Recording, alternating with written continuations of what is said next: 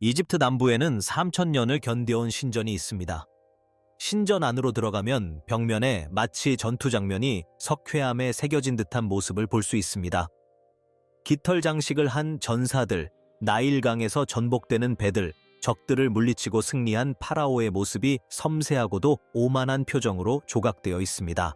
그 전투 이후 단 한 세대 만에 5개의 제국이 멸망했다.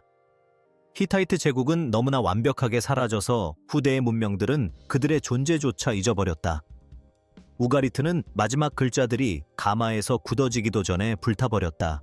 미케네 문명은 멸망했다. 이집트는 간신히 살아남았고 이후 수세기 동안 서서히 역사의 뒤향일로 사라져갔다. 3000년 동안 이 재앙의 원흉은 이름은 있었지만 설명은 없었다. 바로 해양민족이었다. 그러다 고대 DNA가 등장했고 그것이 드러낸 것은 어디선가 갑자기 나타난 불가사의한 힘에 대한 이야기가 아니었습니다. 그것은 훨씬 더 인간적이고 훨씬 더 불안하며 누구도 예상하지 못했던 훨씬 더 놀라운 것이었습니다. 무엇이 파괴되었는지 이해하려면 먼저 무엇이 존재했는지 이해해야 합니다. 기원전 2000년 중반에 존재했던 것은 고대 세계가 이전에 만들어낸 적도 없고 멸망 후 수세기 동안 다시 만들어낼 수 없었던 것이었습니다.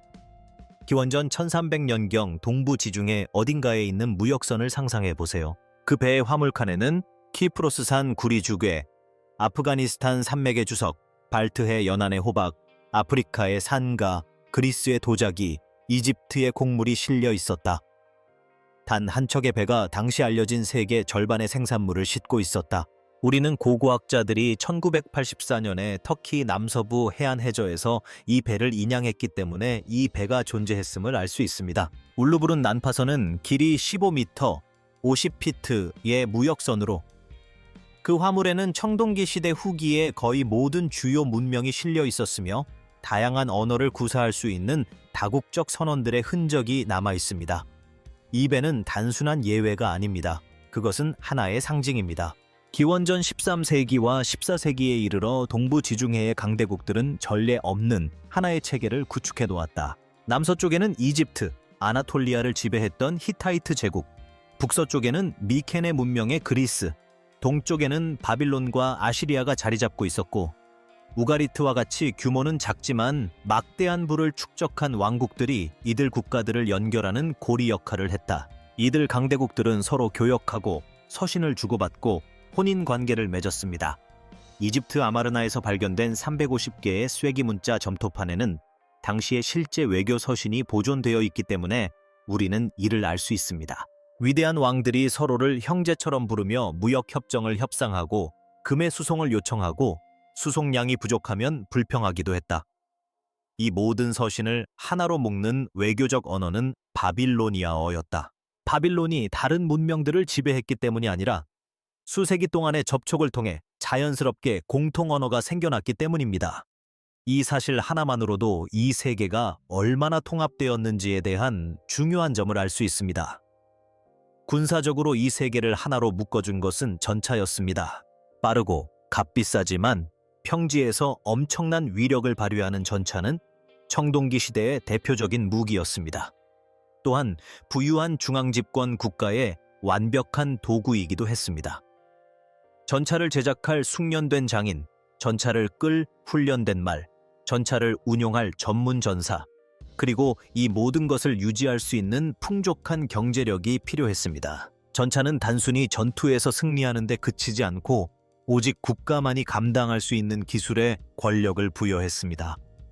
이는 전차가 보호하는 체제가 곧 전차가 의존하는 체제이기도 하다는 것을 의미했습니다. 그리고 그 체제는 바로 그 정교함 속에 취약점을 내재하고 있었습니다.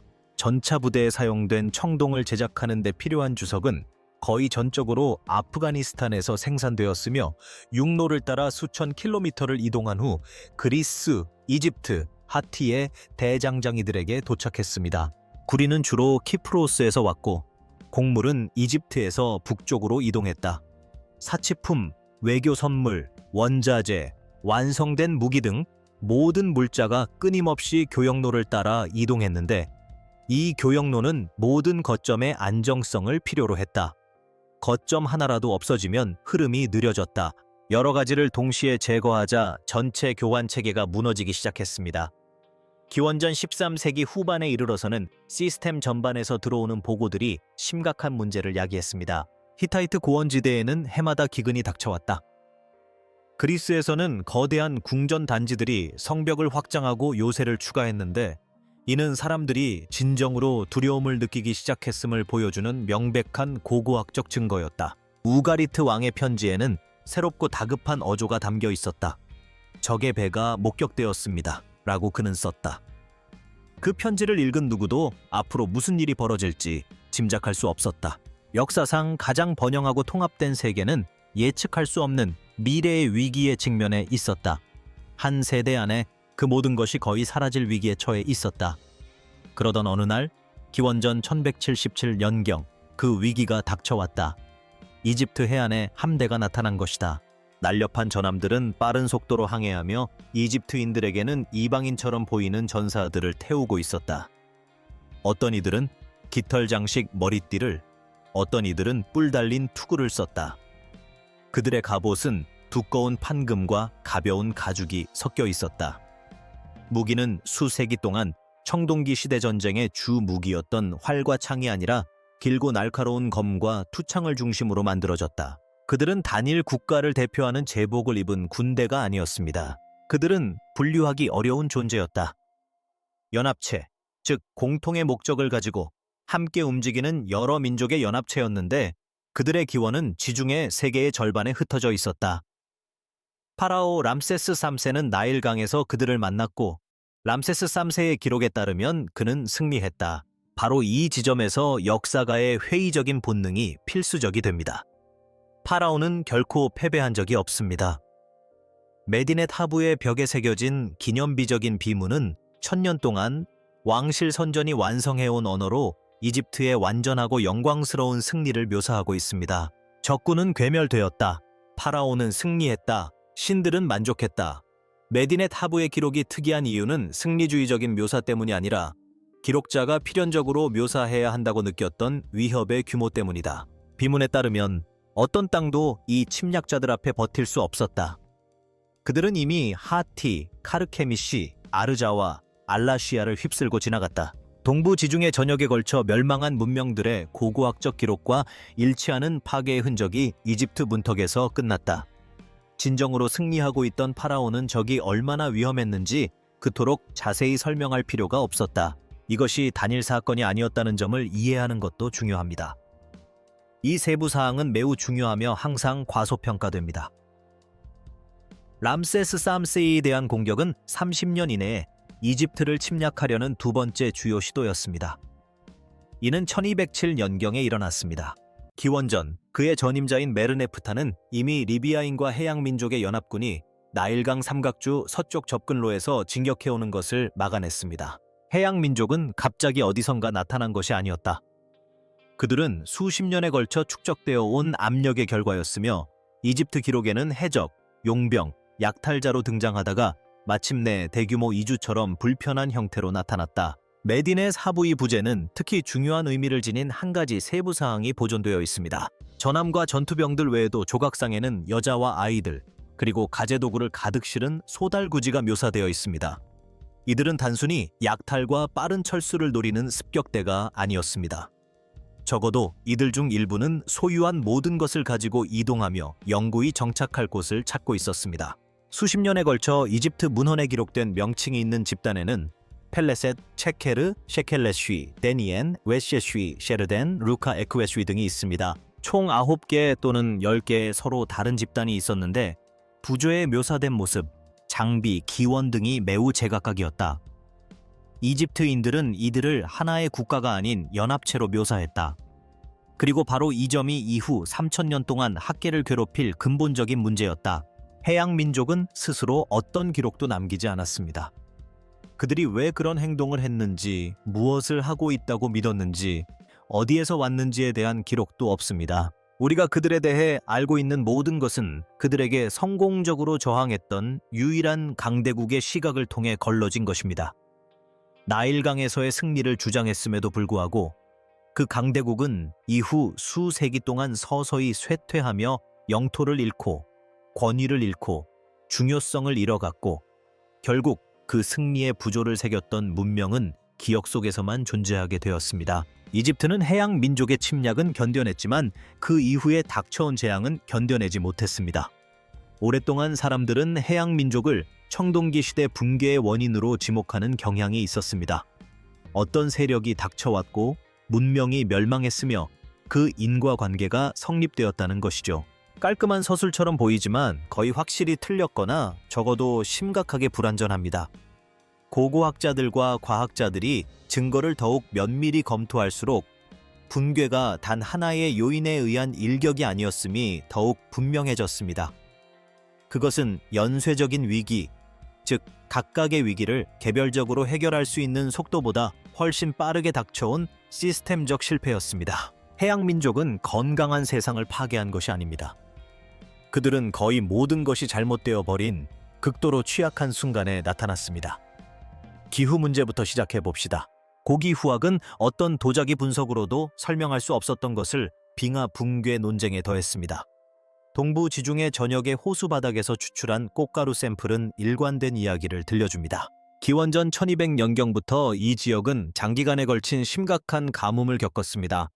넓은 지역에 걸쳐 간구량이 크게 줄어들었고 수세기 동안 농작물이 인구 밀집 지역의 생계를 유지해왔던 많은 곳에서 땅이 사막으로 변해갔습니다. 이미 풍년에도 식량 확보가 어려웠던 하티와 같은 고원 왕국들은 특히 이집트에서 엄청난 거리를 이동해야 도착하는 곡물 수송에 의존하고 있었는데 지속적인 흉작의 결과는 단순한 경제적 불편함을 넘어 생존의 문제였다. 그리고 지진도 있죠. 기원전 12세기 동부 지중해에 대한 지진학적 분석 결과 그리스, 아나톨리아, 시리아, 레반트 지역에 걸쳐 주요 지진 활동이 놀랍도록 집중적으로 발생했음이 밝혀졌습니다. 여러 지역의 파괴층은 붕괴 시기와 일치할 뿐만 아니라 고의적인 방화가 아닌 지진 피해의 특정한 특징을 보여줍니다. 특히 이집트는 이러한 충격을 흡수한 지진대 바깥에 위치해 있었는데 이는 주변의 모든 국가가 멸망하는 동안 이집트만이 청동기 시대의 강대국들 중에서 유일하게 약해지긴 했지만 온전한 모습으로 살아남을 수 있었던 이유를 어느 정도 설명해 줄 수 있을 것입니다.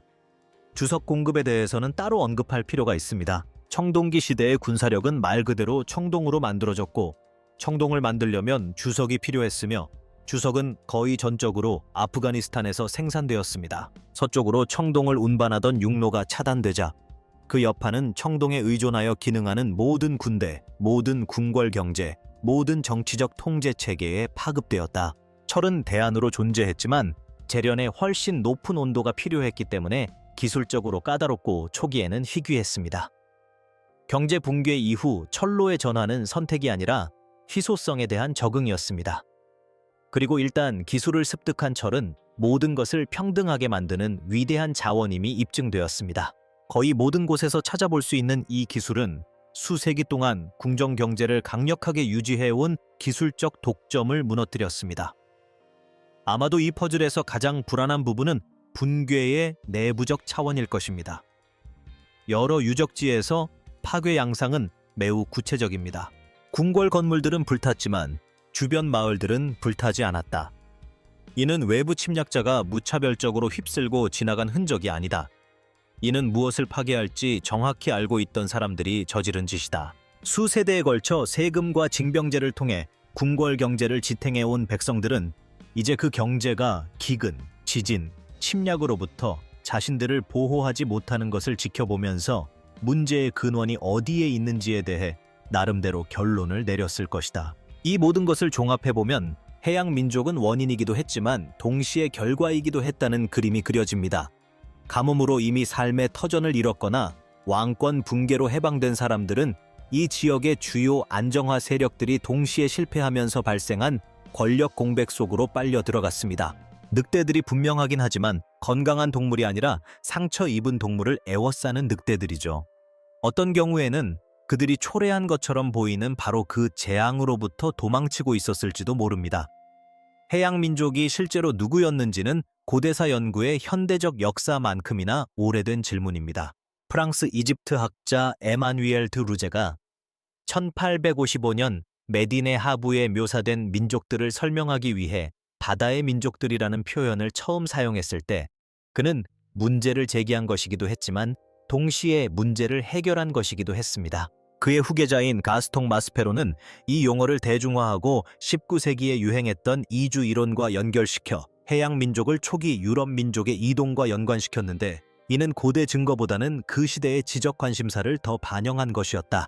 해석이 바뀌었음에도 불구하고 그 틀 자체는 변하지 않았다.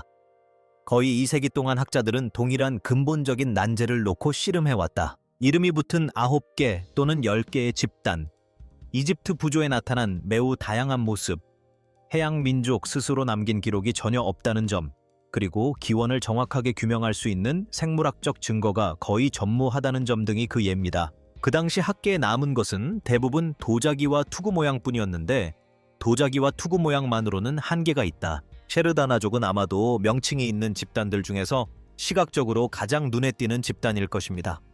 독특한 뿔 달린 투구와 둥근 방패를 들고 있는 모습으로 묘사되며 오랫동안 사르디니아와 연관되어 왔습니다. 이러한 연관성은 진정한 고고학적 근거를 가지고 있습니다. 청동기 시대 사르디니아의 누라기 문화는 메디넷 하부에서 조각된 전사상과 놀라울 정도로 유사한 청동 조각상을 제작했습니다. 이 섬은 구리가 풍부했고 지중해 중앙에 위치하여 동서로 뻗어 있는 무역로를 가지고 있었으며 그 물질 문화는 멸망에 이르기까지 수세기 동안 상당한 군사화의 흔적을 보여줍니다. 셰르다나 전사들은 기원전 1177년보다 훨씬 이전부터 이집트 기록에 등장하는데 카데시에서 용병으로 싸우고 람세스 2세의 친위대에 복무했으며 그의 통치 초기에 나일강을 습격했지만 실패로 끝났습니다. 3세기 이상에 걸쳐 이집트와 관계를 맺어왔으며 봉사와 적대 사이를 오가는 양상은 외침이라기보다는 청동기 시대 세계에 반복되는 특징처럼 느껴진다. 펠레셋은 이집트와의 관계를 명확히 규명할 수 있는 가장 강력한 근거를 제시한다.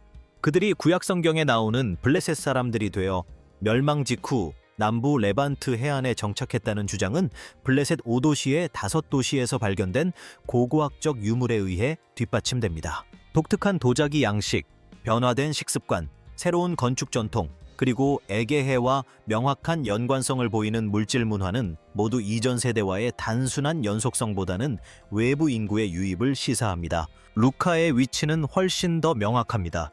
우리는 루카가 어디에 있었는지 거의 확실히 알고 있습니다. 루카는 현대 터키의 최남서쪽에 있는 리키아 지역으로 멸망 이전 수세기 동안 해상 약탈이 활발하게 이루어졌던 지역이며 그 역사는 기록으로 잘 남아 있습니다. 루카 함서는 아마르나 서신, 히타이트 기록, 그리고 우가리트의 절망적인 마지막 서신에 등장합니다. 이들은 해상 폭력의 낯선 존재가 아니었습니다. 에크웨시족은 더욱 논쟁적이고 더욱 흥미로운 존재입니다. 호메로스의 아카이아인, 일리아스의 그리스인과 이름이 유사하다는 점은 여러 세대에 걸쳐 지적되어 왔습니다. 미케네 전사들은 이집트 문명이 멸망하기 훨씬 이전부터 이집트 미술에 묘사되어 있으며 외국 군대에서 용병으로 복무하며 청동기 시대 세계의 군사 노동시장에서 흔히 볼 수 있는 인물들이었습니다. 에크웨시족이 이주해온 미케네인인지 에게해에서 온 기회주의적인 약탈자인지 아니면 그보다 더 복잡한 존재인지 여부는 여전히 진정으로 해결되지 않은 문제입니다. 이러한 불확실함은 거의 모든 부분에 걸쳐 나타납니다. 생물학적 증거가 없었다면 모든 신원 확인은 결국 그럴듯한 주장일 뿐이었고 어떤 부분에서는 설득력이 있었지만 다른 부분에서는 답답할 정도로 정황 증거에 불과했습니다. DNA는 이러한 상황을 바꿀 것이었습니다. 인류 역사의 대부분 동안 죽은 자들은 자신의 기원을 비밀로 간직했습니다. 그들이 어떤 여정을 거쳤든, 조상들이 얼마나 먼 거리를 이동했든, 어떤 민족의 후손이든 이 모든 것은 그들과 함께 땅속으로 사라졌습니다.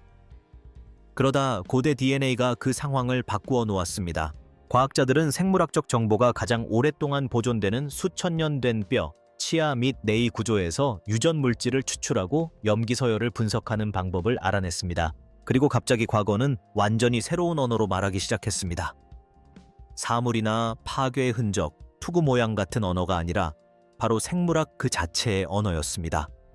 마침내 그 언어를 해양민족이라는 문제에 적용했을 때 명확한 해답은 하나도 나오지 않았습니다. 그 결과는 훨씬 더 흥미로운 것이었다. 해양민족 문제를 직접적으로 다룬 가장 중요한 유전학 연구는 해양민족 기원설에 대한 고고학적 근거가 가장 강력한 집단인 필리스티아인에 초점을 맞추었다. 연구진은 블레셋 5개 도시 중 하나인 아슈켈론의 가장 오래된 지층에 묻힌 사람들의 고대 DNA를 추출하여 청동기 시대부터 철기 시대까지의 기간을 아우르는 자료를 확보했습니다. 그들이 발견한 것은 초기 블레셋인 매장지에서 유럽계 혈통의 명확하고 확실한 증거였는데, 이는 이전 세기에 같은 지역을 차지했던 가나안인들에게서는 전혀 찾아볼 수 없는 혈통이었다. 이것은 단순한 통계적 흔적이 아니었습니다. 그것은 다른 곳에서 온 인구의 유입을 나타내는 진정한 단절이었습니다. 유럽계 조상 성분은 특정 기원 지점이 아니라 남유럽과 에게해 지역을 가리키는 방향성을 보여주었습니다. 펠레셋과 미케네 문명 사이의 연관성은 오랫동안 논쟁되어 왔으며, 이제는 단순히 도자기 분석이나 예술적 비교에만 의존하는 것이 아니라 생물학적 근거까지 뒷받침하고 있다. 고고학적 주장과 유전학적 주장이 처음으로 동시에 같은 방향을 가리키기 시작했습니다. 그리고 나서 이 사람들에게 실제로 무슨 일이 일어났는지 가장 직접적으로 보여주는 세부 사항이 드러났습니다. 두세 세대가 지나면서 초기 필리스티아인 매장지에서 나타나는 뚜렷한 유럽 유전적 특징은 점차 사라지기 시작합니다. 아슈켈론의 후기 철기 시대 지층에 이르러서는 주변 레반트 인구와 상당 부분 섞이게 됩니다. 해양 민족은 주변 세계와 완전히 단절된 별개의 생물 공동체로 남아있지 않았습니다. 그들은 도착하여 정착하고 사회에 통합되었으며, 몇 세대 만에 그들의 후손은 유전적으로 더 넓은 지역 인구와 구별할 수 없게 되었습니다. 경계가 사라진 것입니다. 그 정체성은 생물학적으로는 더 이상 존재하지 않게 된 후에도 문화와 기억 속에서 오랫동안 지속되었다. 고대 사르데냐인에 대한 유전학 연구는 이러한 맥락에 또 다른 차원을 더해준다. 누라기 시대 유물 연구는 청동기 시대 사르디니아 인구가 동시대 이탈리아 본토 인구와 구별되는 고유한 조상 특징을 지닌 독특한 집단이었으며, 지중해를 가로지르는 연결고리를 가지고 있었음을 확인시켜 주었다. 오랫동안 고고학적 근거로 주장되어 온 누라기 문화의 생물학적 개성은 이제 유전적 실체를 통해 입증되었습니다. 하지만 DNA 분석에서 드러나지 않는 중요한 사실이 있습니다. 명명된 모든 해양 민족 집단에 걸쳐 단일하고 통일된 유전적 정체성은 존재하지 않습니다. 샤르다나족, 펠레셋족, 루카족, 에크웨시족을 연결하는 공통된 생물학적 특징은 발견되지 않았으며, 이는 그들이 공통의 고향이나 단일 기원 집단을 가지고 있었다는 것을 시사하지 않습니다. 그들은 진정으로 다양한 민족이었습니다. 이집트 사료들은 이들을 단일 국가가 아닌 여러 개의 서로 다른 집단의 연합체로 묘사한 점에서 드물게 정확했습니다. 그리고 유령 인구도 없고 알려진 세계 너머에서 온 신비로운 문명도 없습니다. 해양 민족은 청동기 시대 지중해 지역 자체에서 탄생한 존재들이었습니다. 그들의 무역 네트워크, 용병 전통, 수세기 동안 이어져 온 동서양의 해상 연결망, 그들은 외부에서 온 체제 파괴자가 아니었다. 그들은 체제 자체가 무너져 내리고 있던 존재였다. 해양 민족은 이집트 이후에도 사라지지 않았다. 그 부분이 바로 몰락의 드라마틱한 상황 속에서 간과되기 쉬운 이야기의 핵심입니다. 람세스 3세 자신의 비문에는 그의 승리주의적 서술로는 감출 수 없는 사실이 기록되어 있습니다. 그는 패배한 해양 민족들을 가나안에 정착시켜 이집트의 속국으로 삼았습니다. 특히 펠레셋 쪽은 레반트 남부 해안을 따라 정착했는데, 형식적으로는 이집트의 지배를 받았지만 실제로는 북쪽과 동쪽에서 오는 추가적인 불안정으로부터 제국의 국경을 지키는 완충지대 역할을 했다. 그것은 군사적 승리만으로는 해결할 수 없었던 문제에 대한 실용적인 해결책이었다. 나일강에서 함대를 격퇴할 수는 있었지만 갈 곳 없는 수많은 사람들이 강제로 이주하는 것을 막을 수는 없었다. 이 정착지에서 성장한 블레셋 5도시 펜타폴리스군은 초기 철기 시대에 가장 고고학적으로 잘 드러나는 문화 중 하나가 되었습니다. 아슈켈론, 아슈도스, 에크론, 가트, 가자에서는 유입된 인구의 물질적 흔적이 분명하게 나타납니다. 에게해 양식의 토기는 가장 초기 거주층에서 발견되는데, 이는 가나안 멸망 이전에 가나안에서 생산된 어떤 토기와도 확연히 구별됩니다. 식습관에도 변화가 생겼습니다. 일반적으로 이 지역과는 관련이 없지만 에게해 세계와는 밀접한 관련이 있는 돼지고기와 소고기가 동물 유적에서 발견됩니다. 건축 양식이 변화했다. 지중해를 건너 가져온 기원을 바탕으로 새로운 문화가 자리 잡으면서 동시에 정착한 지역의 풍경을 꾸준히 흡수해 나갔다. 그 문화는 창시자들이 예상하지 못했던 방식으로 유명해졌는데, 아니 오히려 악명 높았다. 구약 성경에 나오는 블레셋 사람들은 초기 이스라엘 역사의 위대한 적수이자 골리앗의 백성으로 인류 역사상 가장 널리 읽힌 텍스트 중 하나에 바다 민족에 대한 기억을 보존했습니다. 청동기 시대 후기의 혼란 속에서 그들의 기원이 어떠했든 간에 그들은 멸망한 대부분의 문명들이 누리지 못한 일종의 불멸성을 이야기 속에서 획득했습니다. 그들의 이름은 그들의 도시, 언어, 생물학적 특징, 그리고 거의 고고학적 유물보다 오래도록 남았습니다. 샤르다나족은 다른 궤적을 따랐습니다. 샤르다나 용병들이 이집트 군대에서 복무했다는 증거는 이집트 멸망 이후 3세기 이상 지속되며 제20 왕조 시대의 행정 문서에도 등장합니다. 일부는 이집트 본토에 정착하여 토지 하사금과 엘리트 지위를 얻었습니다. 그들과 파라오 국가와의 관계는 반복되는 위협에서 통합된 군사 공동체로 발전했습니다. 이는 조상들이 침략했던 바로 그 체제 내에서 상당한 영향력을 행사하게 된 후기 로마군에 복무했던 게르만 병사들의 경우와 크게 다르지 않습니다. 이러한 비유는 불편하지만 교훈적입니다. 유전학적 및 고고학적 증거를 통해 키프로스는 전체 이야기에서 중요한 연결고리로 드러납니다. 기원전 1200년경 섬에서 일어난 제요세화 붐, 엔코미와 같은 유적지에서 발견된 에게해 양식의 유물, 사르디니아와 이집트 양식을 모두 반영하는 뿔 달린 투구를 쓴 청동 조각상들은 모두 이 섬이 붕괴하는 체제 전역에서 모여든 이주민들에게 피난처, 중간 기착지, 그리고 다양한 문화가 융합되는 용광로 역할을 동시에 수행했음을 시사합니다. 궁궐과 왕국, 무역망을 잃은 사람들이 모든 것이 교차하는 지점에 도달하여 옛 정체성의 잔해 속에서 새로운 정체성을 만들어냈습니다. 이러한 모든 이동의 유전적 유산은 조용하지만 놀라운 방식으로 지속되고 있습니다. 초기 필리스티아 정착민들에 의해 레반트 지역 인구에 유입된 유럽계 혈통은 완전히 사라지지 않았습니다. 여러 세대에 걸친 통합 과정을 통해 희석되었지만 오늘날에도 지역 유전자 풀에서 여전히 검출 가능합니다. 가자 지구 사람들은 복잡하게 얽힌 조상의 혈통 속에 지중해를 건너 청동기 시대까지 거슬러 올라가는 생물학적 연결고리를 지니고 있습니다. 청동기 시대의 멸망으로 그들의 조상은 바로 이 해안에 정착하게 되었습니다. 그들은 새로운 세상을 찾아 나섰습니다. 그들은 하나를 발견했고 그것의 일부가 되었으며 그렇게 함으로써 조용히 우리와 하나가 되었습니다. 메디넷 하부의 조각된 부조들은 여전히 그곳에 있습니다. 기스털 장식과 뿔 달린 투구를 쓴 전사들이 나일 강변의 석회암에 굳어붙은 채 전투를 벌이고 있었다. 그들의 승리는 뒤편의 모든 것이 서서히 무너져 내리는 것을 막을 수 없었다. 3000년 동안 그들은 이름도 기원도 생물학적 정보도 없이 서 있었다. DNA가 모든 것을 해결해 주지는 못했다. 해양 민족은 여전히 다양하고 파악하기 어렵고 하나의 명확한 설명으로 규정하기 어렵습니다. 하지만 유전학 연구가 이뤄낸 것은 단순히 미스터리를 푸는 것보다 더 중요한 의미를 지닙니다. 바로 그들을 인간적으로 이해하게 되었다는 점입니다. 이들은 유럽계 혈통을 가지고 레반트 지역으로 이주한 사람들로 그들의 후손은 오늘날에도 이 지역 전역에 살아 있습니다.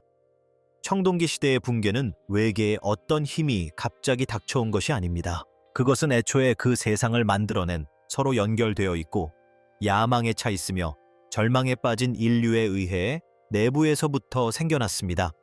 그들은 세상을 파괴했고 살아남았습니다. 그리고 가장 문자 그대로의 생물학적 의미에서 그들은 우리와 같은 존재가 되었습니다.